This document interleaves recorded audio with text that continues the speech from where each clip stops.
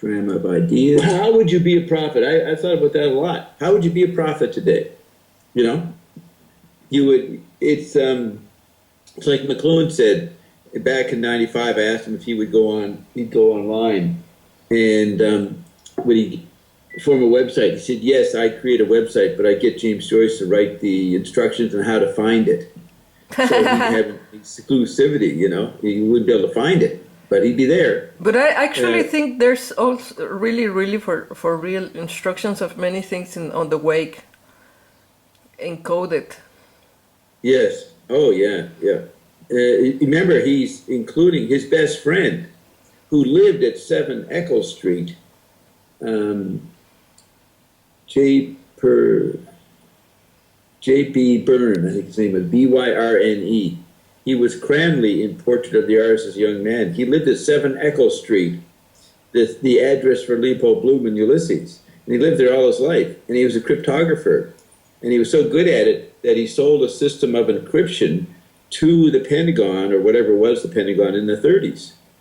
I mean, he was a professional inventor of code. And there's all kinds of references to him in Fitting's wake. Joyce was sort of coming up with a counter encryption to be an anti-environment to his friend,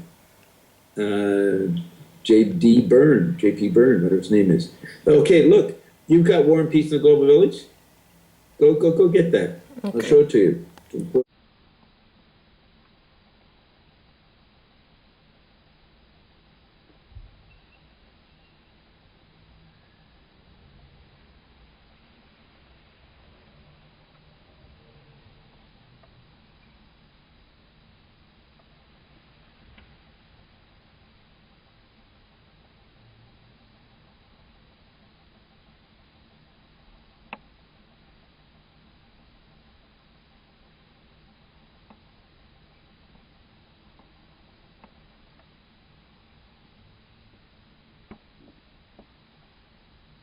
Secret? What's the secret?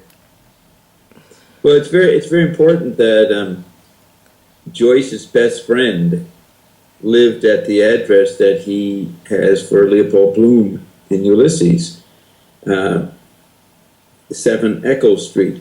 When I was there in Dublin last summer, I visited 7 Echo Street. But this guy, J.P. Byrne, sold his cryptography system to the American Defense Department. And the way McLuhan describes it in the preface to War and Peace in the Global Village, it's made up of, you know, cigar box or something. It's really, I don't know what it is. Maybe it's better to... Could you go a little back? Oh, yeah. Yes. It's better described in probably the book Silent Years that J.P. Byrne wrote about his life. So here Joyce's friend is trying to confer perfect communication among men and nations. He's creating a device to bring people together, or I don't know what it's supposed to do, confer perfect communication. It's kind of an Esperanto. And Joyce was doing that with Fitting's wake. So it's a really important debate between Joyce and Byrne. Byrne is like the technician who is using efficient causality to confer perfect communication. And Joyce is using a chiasmos to confer perfect communication, but he's talking about formal causality and the effects on people of communication devices. And I assume McLuhan was the first to notice this, because he says that not many Joyce scholars had ever pointed this out. And it's interesting, what is perfect communication? And of course, me as a prophet have stumbled across the perfect communication, the tiny note chart, and solved the argument between Byrne and Joyce with the help of Ion, the perfect communicator. Yes, Ion said you had the help of angels. And in many of these sacred books, the prophets always claim it was dictated by something else they call God. But now it's like, for example, now I'm making a video of you, and this transcription is more, it's like fastest than before. They will say the witnesses wrote what they remember and wrote their books and their versions of what happened. And we're just making YouTubes of like it has to be faster. We're making YouTube. It's like the question you raised. How do you be a prophet today? What would a prophet do? A prophet wouldn't write a letter to the editor. He wouldn't write a novel. He wouldn't make a documentary. He wouldn't leave the country. He wouldn't walk around with a sign. He'd do all five. That's what I say on my first broadcast, October 1st, 1984, with James Kidney and Nelson Thal. Nelson Thal began with that question: what should we do, Bob? Should we write a book, write a letter to the editor, or leave the country? And I said, do all three. A prophet has to do all forms of communication today, including not being a prophet. Verbi, vocal, visual. Beg your pardon? Verbi, vocal, visual, yes. Verbi, vocal, visual plus NP, non-physical. You see, when you bring in non-physical, that's the way you solve it today. You have to create an end environment to the Android meme. You have to outdo the wonders of the Android meme. And certainly with ION, we have evoked an environment that's more wonderful than anything you can get on the internet. Yes, and the most amazing is ION is not filtered by you writing a book about what he told you, or he's going direct. He's hijacked the process. The prophet has to step aside and let the perfect communication express itself. See, I allowed myself to step aside. I did not try to control it like the priests at the Oracle of Delphi in Ionia. They controlled what the girls said as they were in trance, and we don't control them. We don't control ION. ION gets to perform directly to people. That's why it's a perfect communication. The prophet must give up his role as prophet. Now, you look and take today, McLuhan says, visionary awareness, prophetic declaration, extrasensory perception are all obsolete inside the Android meme. Yes, and another thing that is very interesting is how do you give the information? How did I give it? Or no, get it? yes, it's like non-physical has to give information not only as words, as these memes that are like viruses that go to jump from a mind to another mind, like host, and they propagate, like that's how they, for example, religion propagates, or any system of ideas. But he had to create ways to give you the information, like, for example, the drops. Yeah. How to make this total communication and this... not in words. It has to be in environments, in foods. It's like a modern update of the Mass, of the Holy Communion. Yes, it has to be in force field, in chemistry. Cosmos. The cosmos, the big level. It is exactly what ION has done. They made themselves available in all media and also pushed forward so that ION engages in speech, stage directions, commentary, narrative, and direct action in all media. That's the definition of Menippean vorticist drama, begun with Wyndham Lewis's Enemy of the Stars, featured in Blast #1, June 20th, 1914. But this amazing use of all figures of speech that he's exploring anew, and I mean, who has 18 hours shows? Well, it's like, what are they talking about? But Well, what they have is they break it up into a 5-day work week. Rush Limbaugh and Howard Stern have 3 hours or so a day. So they do 15 hours a week. And we do more than they do in a week in one day.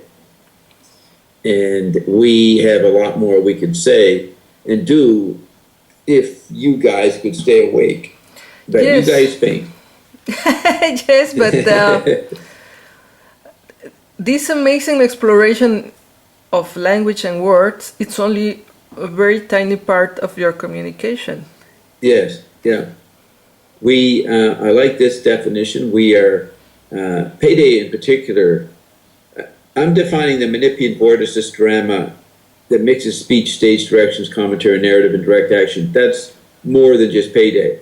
That includes the other shows, Ginny's show, our What Youth show, and Carol's show, plus the private sessions, plus what iON does with Wall Street and with digital environments. But Payday itself would be, it's a manifesto, it's a drama of ideas like Platonic, like the Plato Symposium with Socrates. It's a construction of a world, and it's a theater piece, a performance piece that is technically called a closet drama. It does not complete and become just a theater performance. You can't find out who the main actors are, what the themes are, but it's implied that there's a theatrical level going on. So that's our quadraphenic mixture. And that is how you would be a prophet today. You start off saying we don't need prophecy. Everything has come true. Everything's been completed. Then we prove it, and then you enjoy it, and then you make YouTubes about it. So you become co-creator of the drama. Well, in a way, yes. Sometimes I think I'm just like documenting you. Yeah, well, you are, but you get to react to what you make. What's her name? Who's the famous one who did Nuremberg? Lena Wertmüller, what's the famous filmmaker, the woman who did the Nuremberg films. She did not have to deal with an audience that immediately reacted to what she did. She just disappeared. Maybe went to a few closet parties. But you've got people all over the world liking you, attacking you. You have to become a prophet yourself in relation to what you've made, right? So it's you're not really doing a package, sending the package out and then not have to deal with it anymore. You have to deal with what you're creating. You're involved in direct action, stage directions, commentary, narrative, and speech. So that your product is a closet drama, a manifesto, a drama of ideas, and construction of a world. You simulate what we are doing. Yes, because it's not a monologue, it's a dialogue, and it creates all types of reactions. Now that's the huge participatory nature of the electric world that McLuhan said is so different from the Gutenberg galaxy. The Marconi galaxy is audience participation. The audience gets in the act. You become more, you get more attention than I do. But by what you do. You were saying something very interesting about how in the LaRouche quadrant many things become a paranoia. Like yes. People seeing the devil on the bottle, or thinking this is somehow a cult. They think we're a cult. Now, here's one thing about iON. A cult is a group behavior, a group syncing up. There's nothing wrong with having cult-like behavior as a probe. If you exploit it in some way, which we don't, then that's what people think a cult is. But there are aspects of iON that are like a cult, but it's not a problem. It's people enjoying being together and sharing the same inspiration, the same excitement. So I don't mind being accused of being a cult as long as it's said, well, that's Bob, he's 1/5 a cult. Only 1/5. And I have on the in the early charts that are on the album, the top-down chart, we have cults as art form. Maybe it's the bottom-up chart. We actually have genetic engineering and cults as art form. So I predicted this phenomenon we're doing, plus the genetic engineering is the RNA drops, altering our genes. Yes, and it's like, how long has been this performance going on, you know? And then... Well, I'll tell you when it started. It started in 1976. When Carolyn was a student at Dalhousie University, she had the opportunity to write an article for the medical students newspaper, you know, very select audience. So she wrote it, and then she said, what do I title it? And I had just written my play, 33-act play called Hand Signals for the Blind. I said, call it Hand Signals for the Blind. And so she titled this article that came out in Christmas in 1976, going into 1977, Hand Signals for the Blind. That was the beginning of what we've done. We've always referred to that title, Hand Signals for the Blind. You'll see it on the albums. You'll see it on in my books, all over the place. Hand Signals for the Blind, which turns out what ion is. Ion is a massage, hand signals. It can be verbi hand signals, vocal, visual, and tactile or kinetic, and massage you. The hand signals of iondom is for the blind. And the blind is a good condition. You want to be blind to handle ion. This is McLuhan quotes Jacques Lucierand's book, the guy who went blind, and describes what happened to him, how his world changed sensorially from going blind. That's and the advantages of going blind. So Hand Signals for the Blind is the project, and so it's been going since 1976. So we're almost 40 years. 40 years not in the wilderness. 40 years at headquarters, helping you people find the wilderness. Yes, in this Snow Crash novel, I see some similarities of what you're doing, but of course in a like the dark view of yeah, the dark view of what we're doing. Can you say a couple of points about Snow Crash? The theme of the novel, what do you see? It's about like a cyber cowboy that cannot log into the metaverse anymore, so he needs a new type of drug that is called Snow Crash. Snow Crash is like on computers when they don't work, and you see these beats like on the TVs when they're just broadcasting noise. This this type of, that's called Snow Crash. And Snow Crash is also, they talk about the confusion of the languages as a real event that really happened. And that's very interesting because it's like, what if I told you what you think is fiction is not?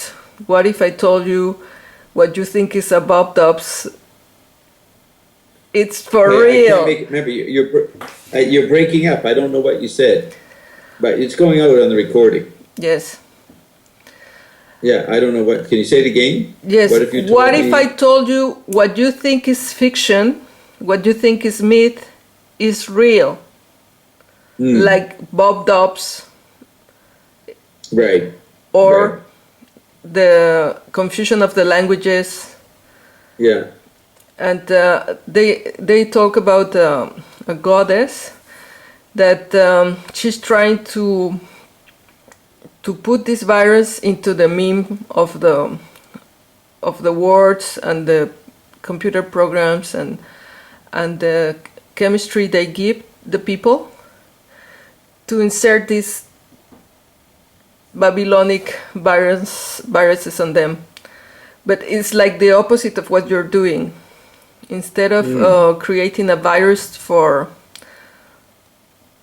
dissemination, for something bad, you are trying to bring us back to the completion, to the pre-fall state. And the thing is so extraordinary that it may seem like fiction or like a crazy idea. But it's like, what if I told you this is real. I had that experience yesterday. I had to go downtown with Carolyn and her friend. So at certain points, we would drop Carolyn off at some place where she had to go in, so I'd be alone with her friend. And I know her friend. She's a longtime acquaintance here. And so we end up driving around and going different places.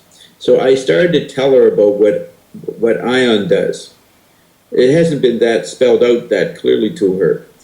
And as I got more into describing what's going on, just explaining the environment of the Android meme and that, she suddenly goes, "That's so creepy! That's so creepy!" And she had to stop the car, get off the highway and stop and just deal with this, whatever. I don't even know what she was responding to. The rebel, but like a rebel? Yeah, revelation. Yeah. The revelation of the Lord. So she had to stop and calm down. It was a mixture of the incredible stuff I was telling, but also to explain the incredible stuff, I had to talk about the surveillance in her life that Edward Snowden exposes, because the Senate failed to renew that legislation the other day. So people supposedly are not being surveilled, but she didn't know she was surveilled. So the initial close monitoring of her life by the Android meme, she had not perceived, so she was quite shocked by the perception of it. And then coupled with what I was telling her about what we were doing. And so after a while, and I was sitting in the back seat, and she's driving along, and she's looking in the rearview mirror. So after a while, when I wasn't talking, I watched her looking at me in the rearview mirror, like she was there just looking. And after a while, I go, "Hey, you looking at me?" She says, "Yeah." And I said, "Why are you looking at me?" She said, "I'm just looking at you." And like she didn't know whether I was real or not. But myth or fiction. The rear view mirror and the looking back is so important. That's a meme. Yeah. Of iON. It's a meme. That's right. So it was funny. I'd look at her. She'd be looking at me. She was waiting for me to say something. I didn't say anything. She'd keep looking. I'd say, "You looking at me?" She'd go, "Yep." Anyways, it was very fun and intimate, the exchange. No, but I think anybody that comes in contact with you ask these questions. They start looking. Who is this person really? Like, yeah. She just I just remember her. She just kept looking, like watching. What was I going to do next? What was this apparition? What crazy thing was he going to say? And I just kept looking at her, and she was looking at me expectantly, and I was sort of looking at her expectantly.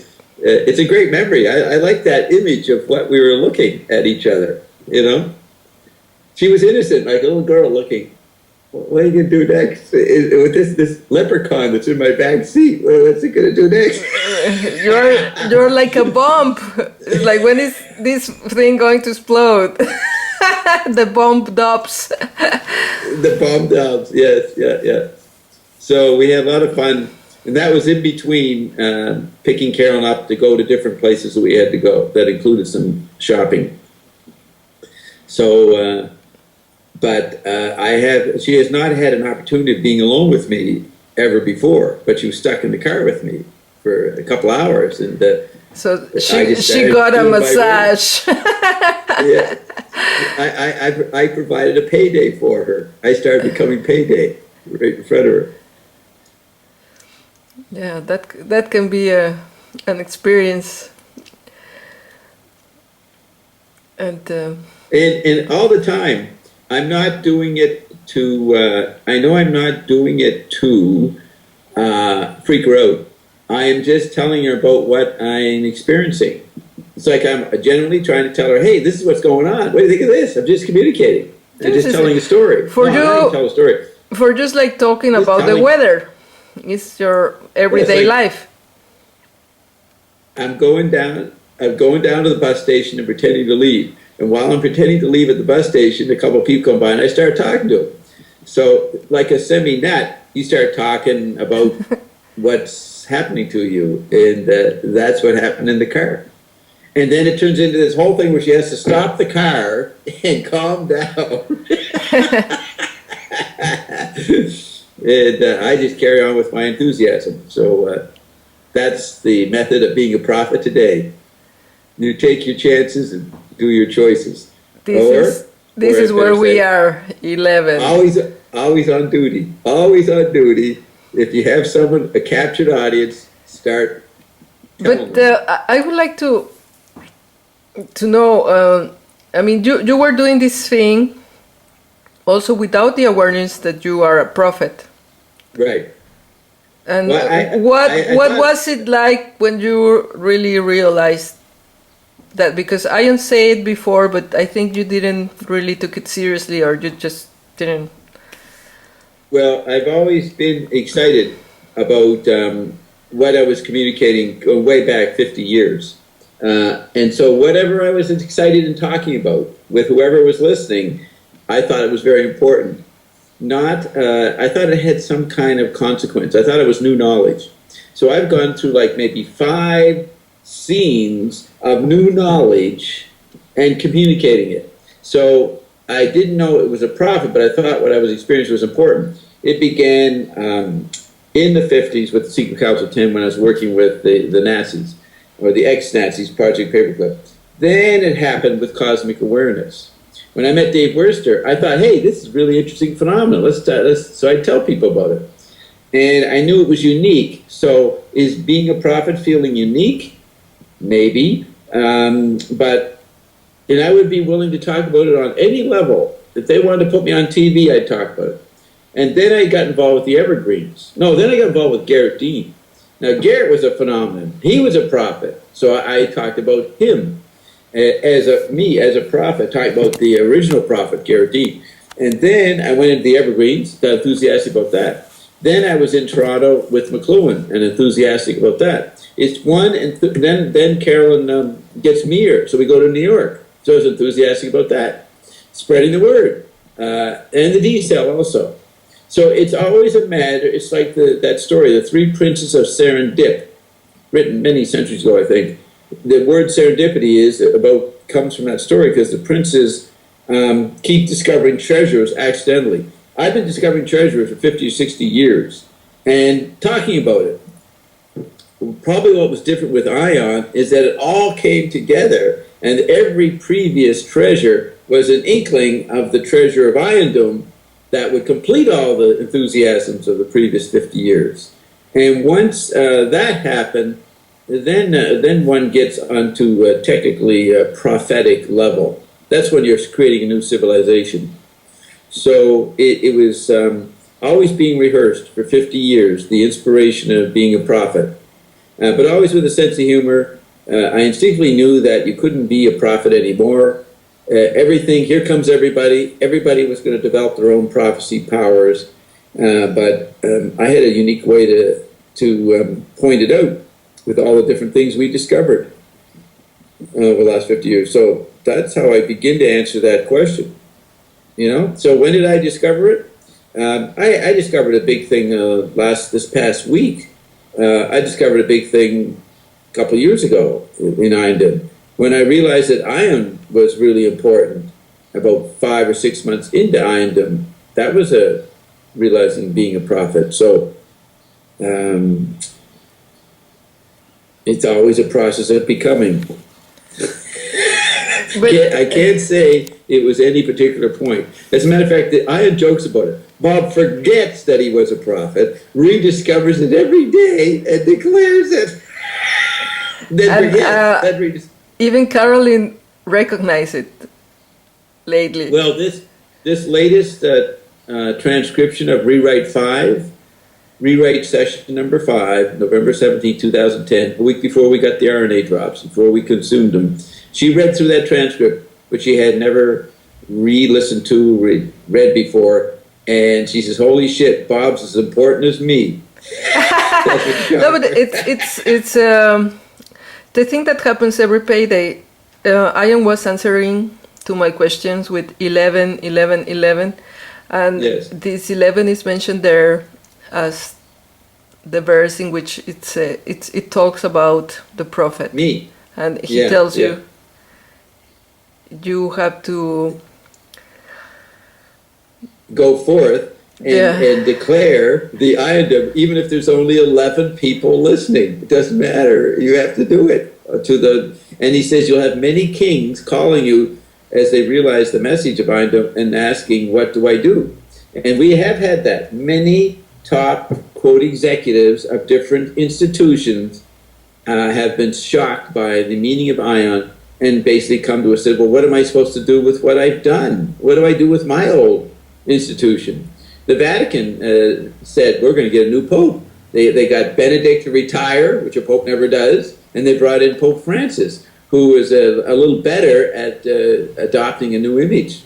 And that's them responding to what we told them when they asked, what do we do, Bob? What do we do with this 2,000-year-old institution called the Roman Catholic Church? What do we do, Bob? Yes, because there was a cardinal, I think it was a cardinal or a bishop, that was listening to the ESP melting titanium. Yeah, two of them, back in 2009 and 10. When did we actually start that? Yeah, we started that in 2009. And two cardinals were listening every week, and then I confronted them, talked to them directly, because they had ESP themselves. That's how they heard it. And they eventually reported it to the Pope, what was going on, and then we eventually met with the Vatican people. And then the Vatican reported to Bob. Yeah.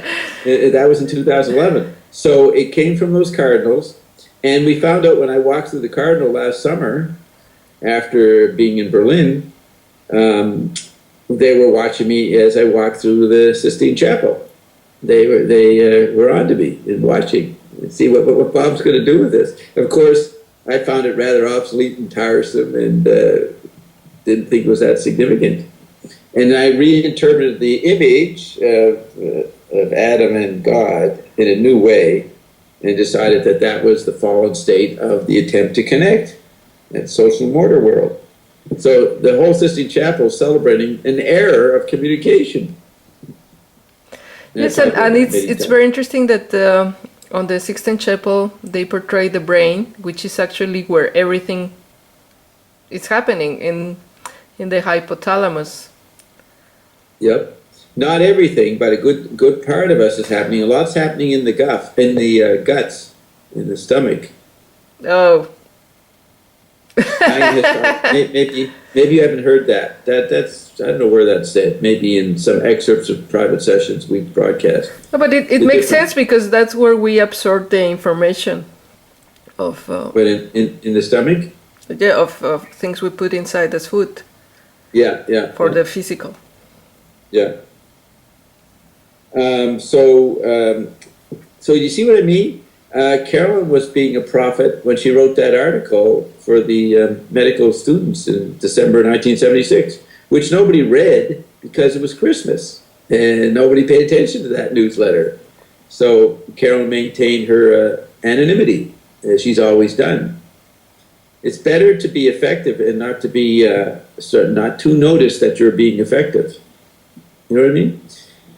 It's like when you're talking to somebody, and every now and then they look away because they can't keep looking at you. They don't want to keep staring at you, so they look away. And when they look away, you do something they don't see. That describes us, Club 22.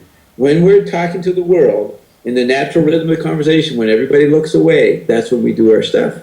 Then they look back, and then they're just talking to us, they're looking at us. Then they look away, and then we do stuff, they don't see it. That's why our friend was looking in the rearview mirror. She was watching. She was waiting to see what Bob done when he looked away, or when she wouldn't allow herself to look away. She just kept looking. Yes, and for example, like in the case of Moses, he divided the Red Sea. It was the Red Sea, the waters, yes. And there were all types of phenomena happening. And for example, Ion says, okay, the ring of fire is going to be activated, and the atmosphere is changing, and you're going to see, for example, the die-off of many animals in the oceans is due to this lack of oxygen, and many of the things are like a large-scale phenomenon. It's not like just opening water. Right. It's like a huge thing. Big tidal wave, tsunamis, way bigger than Moses is what you're saying. Yes. Way big, way much more involved, global. Yes, and of course it's so, I mean, when people listen to this, they may think we are just crazy. They think we're good actors. We're good actors who've made up a script and are really good at performing like a comedy group. They think we're professionals. They would be shocked to think that we don't prepare, we don't plan, we just get there with non-physical. Or tricksters, or... Yeah, tricksters. Yeah, there's a heavy paranoia about us as a trickster phenomenon. And we've been accused of that. There are some people who are so impressed, they say we are part of the Illuminati, we're a huge distraction working for the Rockefellers and the Rothschilds and the Illuminati, and we are obviously to be avoided. We are so obviously above everybody that we must be part of the elite, the dangerous elite that's been running the world. That's a common perception of us. That's why they feel okay about ignoring us. We're too good to be part of the new world. We must be part of the old magicians, the old magic. But, I mean, in a way, we are. But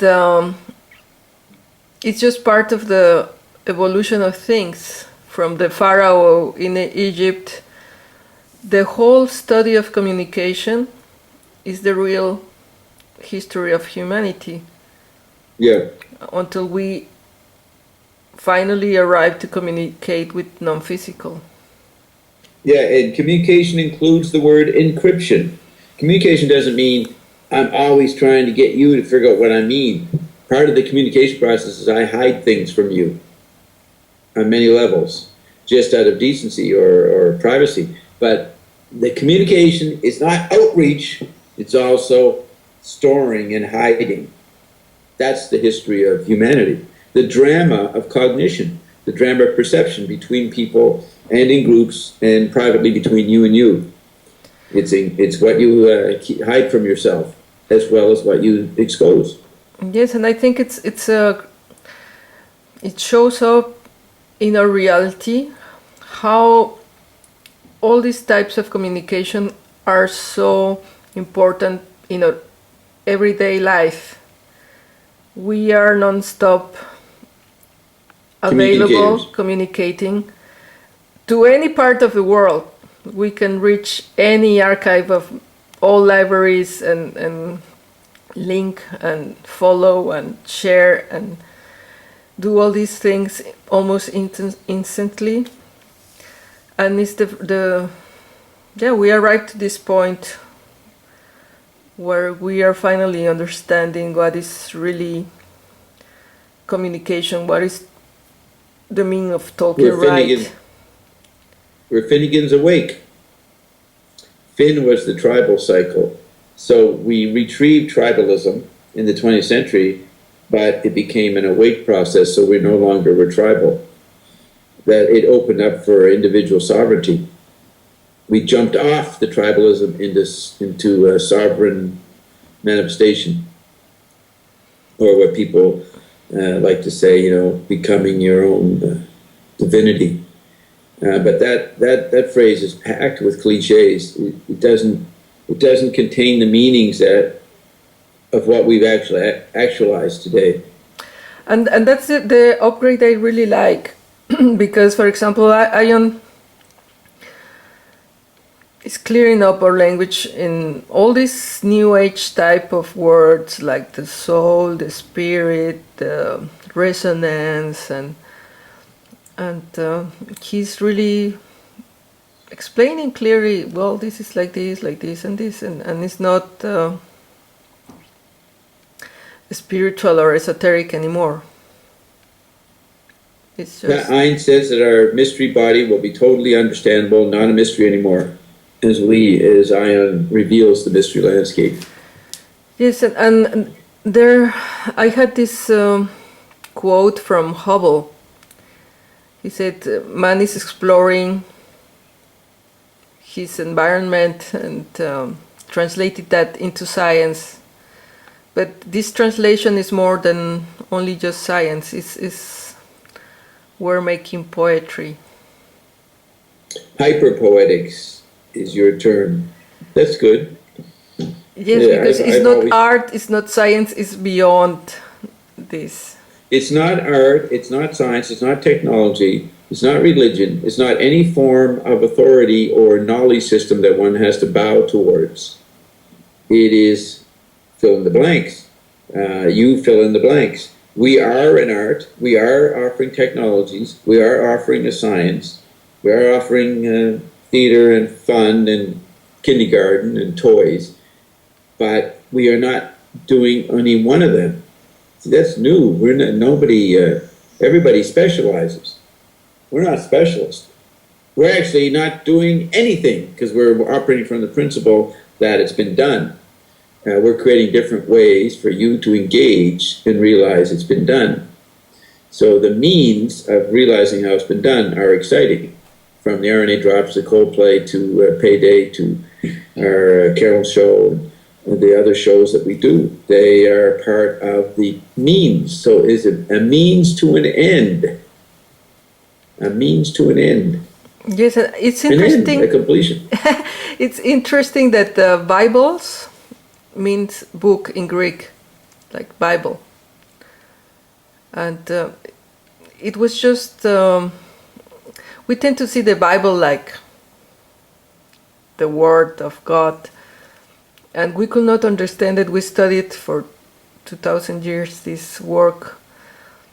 And then we finally see that it's all about your chart, that it's all in the chart.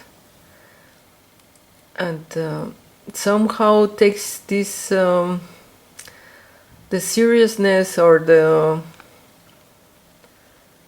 heaviness. The heaviness, the adoration, the idolatria of... idolatry, yes. Of this object away.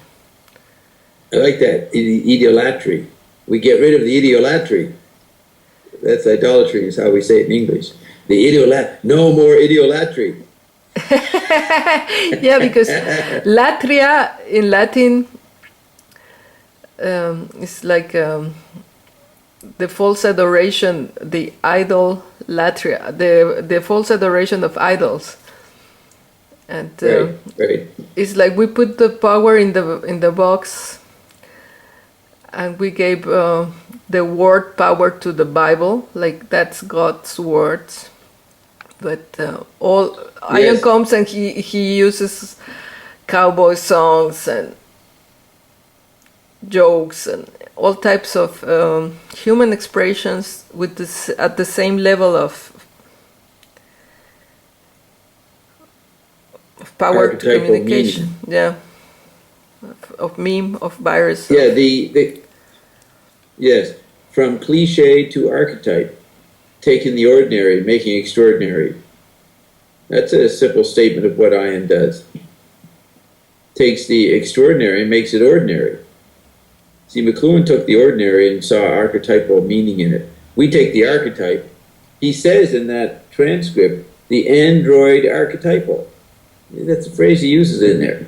The android archetype, or android archetypal. And so we take the extraordinary and make it ordinary. That's the war. That's what that Ion figure in the latest episode of the Game of Thrones. He's come forward to destroy everything with his cold Canadian weather and then revitalize everybody and make them zombies by default with eternal living. That's an extraordinary action that he's saying, this is very easy to do. This is no big deal. That's the gesture, you know, the photograph you took of him standing there on the wharf, that Iceman. And he's saying, this is awesome, but we're going to make it so ordinary. But even Jesus said himself, what I do, you will do, and even more, something like that. Yeah, like, I died, I came back after 3 days.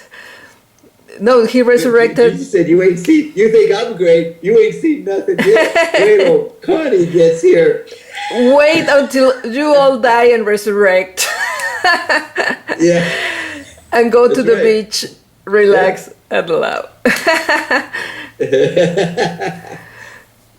Awesome. I'm looking forward to this weekend's show with Game of Thrones. They got 2 more episodes.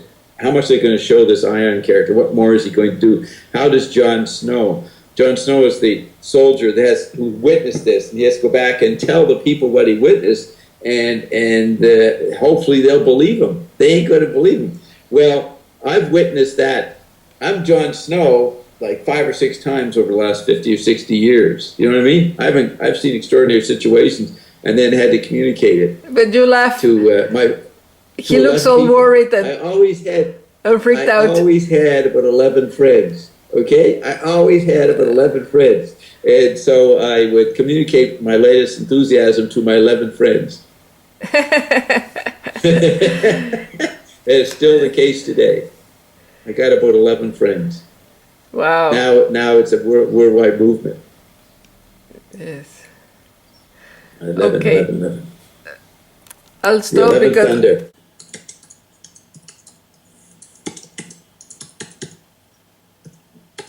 And construction of the world.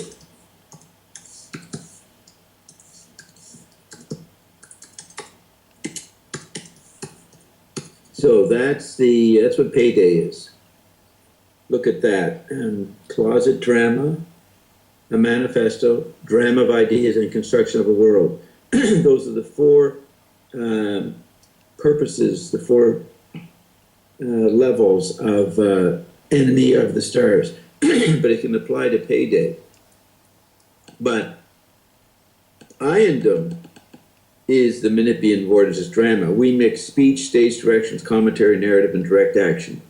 That is in the description, the section of the essay on closet drama that doesn't actually get completed as theater.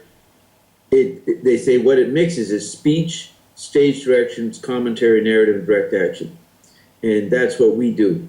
You could say we do that on payday, but we do that in all kinds of ways, not just on payday. And you'll see that's what's going on. There's word making, social mortar. Then there's me telling people to talk right, speak louder, stop that kind of question, do this kind of question. Then there's commentary by people and Ion. Then there's the ongoing narrative, which is the story of Iondom. And then direct action is the creating of the new civilization, or the direct interplay with Ion. So I don't think you should, well, you can tape this, but don't broadcast this, because this is just a private consultation here. This is a private session for you. This is your private reading. This is not for public. Because you already closed your consultation yes. service. You could take that last 15 seconds. No, I just use the 4 parts you said. I'm saying use this part. The last 15 seconds where I said, this is not for publication, this is your private session, and I'm smiling. That's a good part, right there, that little part. You know what I mean at the very end when I said that? Okay. I said, this is not for public, this is your private session, and it's not to be recorded, and that's that. That's what, use that. There we go. Oh, gee, Bob's giving private sessions. Can I have a private session, Bob? Yes, but you have to be naked. Oh, just a joke. What did you say? You got to get naked? Yes, but you have to be naked, yeah. Yeah, you have to be naked. Now, but no, you're right. It's you. What did we start off as? A prophet is, for me, a part-time hobby. It's not the main job of living, the main ecstasy of living. It's just a. But here's what's interesting. McLuhan said in the Dewline newsletter back in the 60s that our hobbies tend to become more important than our jobs. People flip from making a big deal out of their hobby because that's a role, and putting less importance on their job. So I found a role, the completing role, the final role, the ultimate prophet, and it's just a hobby. The ultimate hobby, being a prophet. Yeah. Bobby Hobby. Bobby Hobby. You too can be a Bobby Hobby. It's like, what's your hobby as a god? Oh, well, I'm a prophet. Stage directions, commentary, narrative, and direct action. That's what I do as a hobby. And it turns into a closet drama, or a manifesto, or a drama of ideas, or the construction of a world.